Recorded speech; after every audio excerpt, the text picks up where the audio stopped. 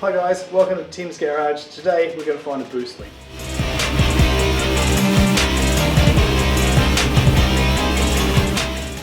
Now to do this test, a boost leak test, basically you need one simple tool, and that is a boost leak tester. The way this looks is it is just this one's got a piece of silicone. This is an actual proper kit which I've connected to my intake. You can connect this directly to your turbo if you want to bypass your intake, but for this job I've just connected this to my intake. It comes with a valve to pressurize the entire system, and it's actually got a readout so see how much pressure's in there. I have added a block off there, very high tech with a zip tie, so air doesn't come out of this one, and I've also I've actually left the other nozzle because that will be blocked off in theory because of that. I may test that in a little bit, and the turbo's totally sealed down there. And so the first time I pressurize this, the way that I do pressurize this one is I connect that end up to the air compressor, turn it on until I see some pressure, until I hear some air.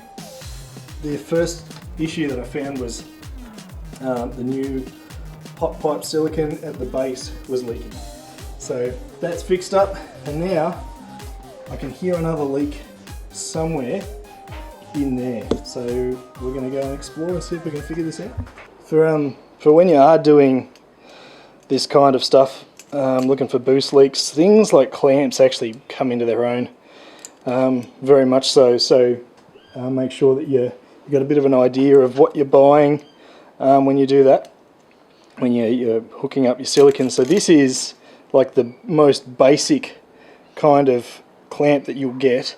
It's cheap, little bit nasty, but and what you can see is because of the way that these are just kind of cut in, you can see there, and this is a failed clamp, it just starts to trump up through this, called a screw worm or a ringworm clamp, and you can see it just starts trumping into the thread there, and that means that because it starts moving, that's actually fairly useless, that part, because it's weakened now. It's actually ends up with a little bit of play in there, and it's not going to get the tightness, and so to go any tighter, obviously that's reached its maximum load already, so you can't get any tighter to get to the good thread, so that's kind of, yeah, useless really. So that one's messed up.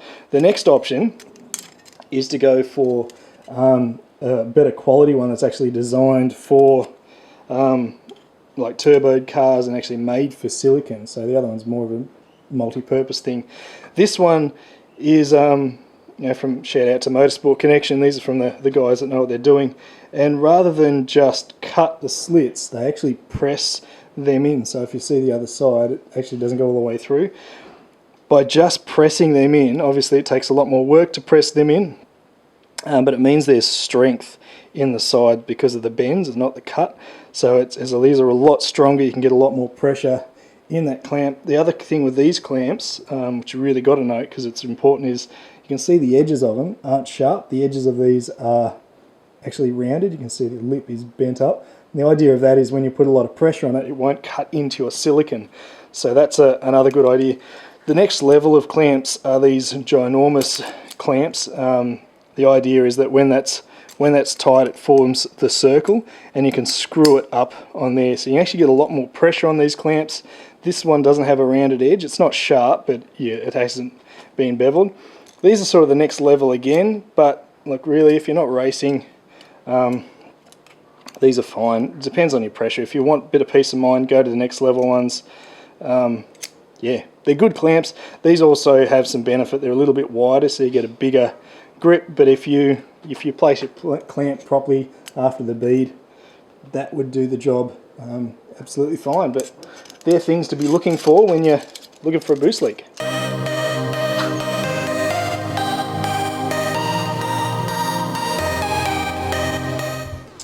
So there's a few different ways to test for boost leak. So for example, if this was, say, leaking from the clamp here, I haven't had any issues with these, but I know guys who swear that they leak. But once again, I haven't had any issues with the HDI stuff. I have replaced their silicone though, just because of the pressure that I'm running in some of their clamps. I've replaced. But just for example, if it was leaking there, the best way to do it is to put some pressure in the system, grab, like we've got one ready sitting over there, some water with a little bit of soapy water. I put a little bit of car wash shin detergent in it because it's just there. Pour that over and you'll see bubbles popping up. That's the best way to do it that I've found when looking for boost leaks. If you can find it without removing your front bumper, that's awesome. Sometimes you do need to remove the front bumper just because there's a silicone joiner underneath down there. There's silicone joiners on the core of your intercooler, and then of course you've got one silicone in there as well. But what I've discovered is that where the hose on this connects to the throttle body, if you've watched my methanol install kit video, which is pretty rough, but it sort of gives you the idea of how to do that. If you've watched that video, you'll see where it where it all connects. So let's see if we can work out what we can do with this hose to stop that from happening. So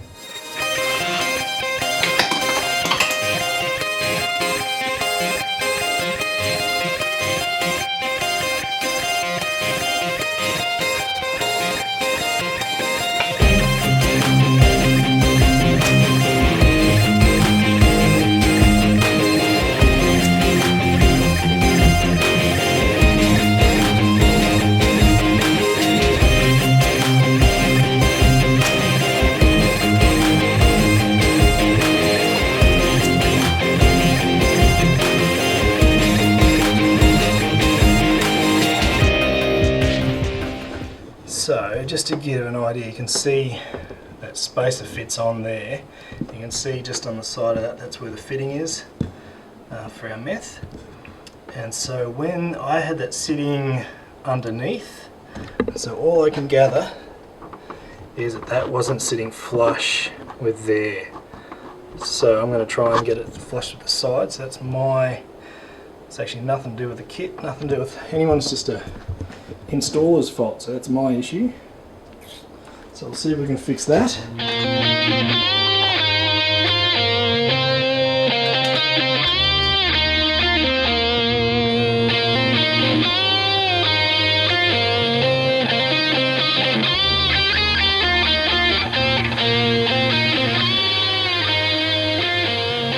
Yeah, so that's how you do a boost leak test on your car. Like I said, if you feel like it's leaking from the silicone, pour some soapy water over that, you'll see that bubble.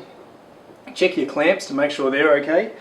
But as for this job, it initially turned out that it was just the way that we'd installed our meth kit, where the meth nozzle did not let the throttle body close, actually seal all the way around. It wasn't a huge leak, but it was just enough that under boost it was starting to play havoc with it. We also noticed just a couple little things that from the turbo there was a leak. That was the first thing we found, and then actually from the MAF sensor, from the MAF sensor, there was a minor leak. Not that that really matters, because that's actually not under boost, because that's pre-turbo. That's how you do a boost leak test. To do a boost leak test of the actual system that's going to be holding the pressure, the best way to do it is to actually cap the end just before your throttle body or your intake manifold. So if you can cap that, there's all kinds of different ways of doing it. I've seen people use tins, like food tins, put on and clamped up or siliconed on. All kinds of, you can buy proper caps if you wanted to spend the money, but if you can get creative. I've also seen these units made out of, one friend of mine used an oil filter and rejigged basically so it looked like that and put the whole thing in. It worked really well. So you don't have to spend money on them, but the benefit of this one, it has a gauge and it's ready to go. So pressurize your system, find your leaks, get rid of them because it is going to mess with your system. But for now we get to drive this thing and get back to tuning. So we'll see you next time on Tim's Garage, where we actually work back on the Ford Territory and we're going to put some side steps on it. So we'll see you next week for that episode.